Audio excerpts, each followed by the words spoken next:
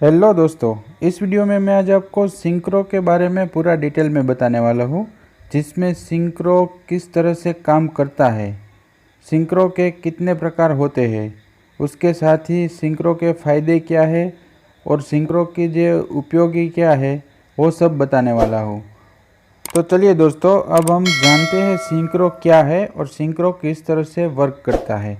तो सिंक्रो एक प्रकार का रोटेटिंग विद्युतीय ट्रांसफार्मर है, जिसका उपयोग हम रोटेटिंग मशीन के कोण को मापने के लिए किया जाता है, जैसे कि एंटेना प्लेटफॉर्म है, इस तरह से हम यूज़ कर सकते हैं। सिंक्रो एक प्रकार का ट्रांसड्यूसर है जो शाफ्ट की कोणीय स्थिति को विद्युतीय संकेत में बदल देता है। उसके बाद उसका उपयोग हम एरर डिटेक्टर के रूप में भी करते हैं और रोटरी की स्थिति है वो सेंसर के रूप में किया जाता है।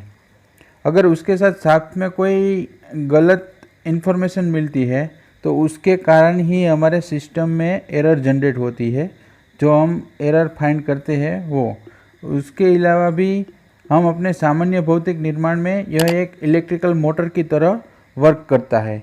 अब देखिए, अब हम देखेंगे सिंक्रो कितने टाइप्स के हैं, कितने प्रकार के सिंक्रो मार्केट में अवेलेबल है। तो यहाँ पे हम देखते हैं सिंक्रो ट्रांसमीटर है, सिंक्रो रिसीवर है, सिंक्रो कंट्रोल ट्रांसफार्मर है और सिंक्रो डिफरेंशियल ट्रांसफार्मर भी होता है, सिंक्रो डिफरेंशियल कंट्रोल ट्रांसफार्मर। अब हम देखेंगे सिंक्रो किस तरह से काम करता है, उसका वर्किंग क्या है। उससे पहले यहाँ पे मैंने एक फिगर दिखाई है, जिसमें आप देख सकते हैं यहाँ पे एक रोटर रखा हुआ है और उसके साथ ही एक स्टेटर है। रोटर और स्टेटर दोनों होते हैं। जहाँ पे हम जो सप्लाई देते हैं वो हम रोटर को सप्लाई यहाँ से कनेक्ट करते हैं, वो भी हमारा साइनयूसॉइडल सप्लाई होता है। उसमें एक स्लिप रिंग रखी हुई है, स्टेटर वाइंडिंग है, रोटर वाइंडिंग है, स्टेटर है, रोटर है। और दूसरी यहाँ पे जो एक फिगर है जहाँ पे हम 3 फेज कनेक्शन दिया गया है 120 डिग्री 120 डिग्री के लिए। तो अब देखिए हम यहाँ पे क्या किस तरह से फाइंड कर सकते हैं। तो द्वितीय धाराओं के सापेक्ष परिणाम को मापा जाता है और स्टेटर के सापेक्ष जो रोटर के कोणीय को निर्धारित करने के लिए उपयोग किया जाता है। यहाँ पे हम देखते हैं तो उसका उपयोग सीधे रिसीवर सिंक्रो को चलाने के लिए किया जा सकता है, जो सिंक्रो ट्रांसमीटर के साथ एक समान में घूमेंगे, दोनों एक साथ घूम सकते हैं। इसके अलावा भी देखिए तो रोटर से जुड़े ट्रांसफार्मर की जो प्राइमरी वाइंडिंग है वो एक हमारी साइनयूसॉइडल वाइंडिंग है, साइन वेव है, जो विद्युत चुंबकीय प्रेरक द्वारा स्टेटर पर एक दूसरे से 120 डिग्री तक और 3 स्टार कनेक्शन जो होते हैं उसमें सेकेंडरी वाइंडिंग में करंट फ्लो होती है।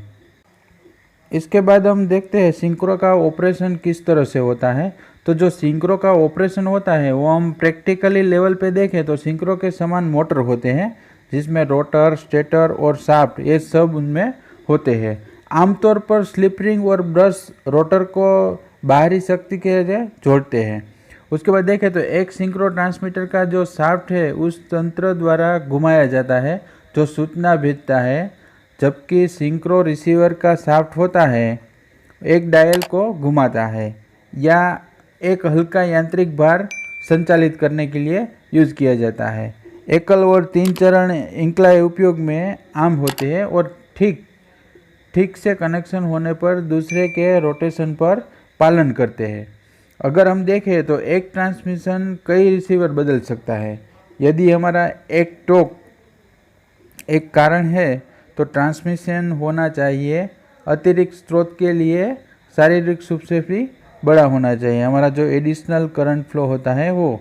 तो यहाँ पे मैं आपको दिखाना चाहता हूँ कि सिंक्रो में एरर किसे डिटेक्ट करते हैं, जो हमारी त्रुटि जनरेट होती है वो किस तरह से हम फाइंड करते हैं। तो यहाँ पे सिंक्रो ट्रांसमीटर है और सिंक्रो रिसीवर दोनों साइड लगाया हुआ है। तो यहाँ से हम एसी सप्लाई फ्लो करेंगे, हमारा जो साइनयूसॉइडल सप्लाई होता है, और हमारा यहाँ पे आउटपुट में हमें पूरा का पूरा किस तरह से होता है वो जो रोटेट के होता है, कितना रोटेट होता है उसके हिसाब से हमारा आउटपुट हमें मिलता है। तो चलिए अब देखते हैं इसके आगे सिंक्रो के फ़ायदे क्या है, उसके हम एडवांटेज देखते हैं। तो उसका जो फर्स्ट हमें एडवांटेज मिलता है, यहाँ पे हम फ़ायदे देखें तो कभी कभी एक से अधिक स्थानों पर रिमोट इंडिकेटर के लिए एक ट्रांसमिशन से एक से अधिक रिसीवर चलाया जा सकता है। ट्रांसमिशन सेल्फ सिंक्रोनाइज है, यानी बिजली चालू होने के रिसीवर रोटर खुद को सही स्थिति में अलाइन करता है, अलाइनमेंट कहते हैं जिसे हम, उस तरह से वर्क करता है। उसके बाद देखिए तो हमारा न तो रिसीवर और न ही ट्रांसमिशन में कोई यांत्रिक स्टॉप होता है और यह कितनी भी क्रांतियों से गुजर सकता है। उसके बाद देखें तो ये कि वे व्यापार रूप में अलग किए गए स्टेशनों के बीच महत्वपूर्ण या आवश्यक जानकारी की निरंतर यानी सटीक और दृश्य पुनरावर्तन प्रदान करने के लिए होता है। उनके पास अच्छी विश्वसनीय हमारा जो रिलायबिलिटी होती है, न्यूनतम हमारी जो रिक्वायरमेंट है, मेंटेनेंस है, उसकी आवश्यकता होती है। ये सब हमारे सिंक्रो के फ़ायदे हैं। अब हम सिंक्रो का उपयोग देखेंगे। तो सिंक्रो का पहला उपयोग कहाँ पे किया गया था? तो सिंक्रो सिस्टम का जो उपयोग है वो पहली बार 1900 के दशक की शुरुआत में पनामा नहर की नियंत्रण प्रणाली में किया गया था, ताकि लॉक गेट और वाल्व स्टेम स्थिति और पानी के स्तर को नियंत्रण डेस्क तक पहुंचा सके, इसीलिए पनामा नहर में किया गया था। अब द्वितीय विश्व युद्ध के दौरान विकसित फायर कंट्रोल सिस्टम डिजाइनों ने सिंक्रो के बड़े पैमाने पर इस्तेमाल किया। बंदूकों और जगहों के कोणीय जानकारी को एनालॉग फायर कंट्रोल कंप्यूटर तक पहुंचाने के लिए और जो हमारे गन बैरल है उसकी जो स्थिति है उसके बंदूक के स्थान पर वापस भेजने के लिए उसका उपयोग किया गया था, लोकेशन फाइंड करने के लिए।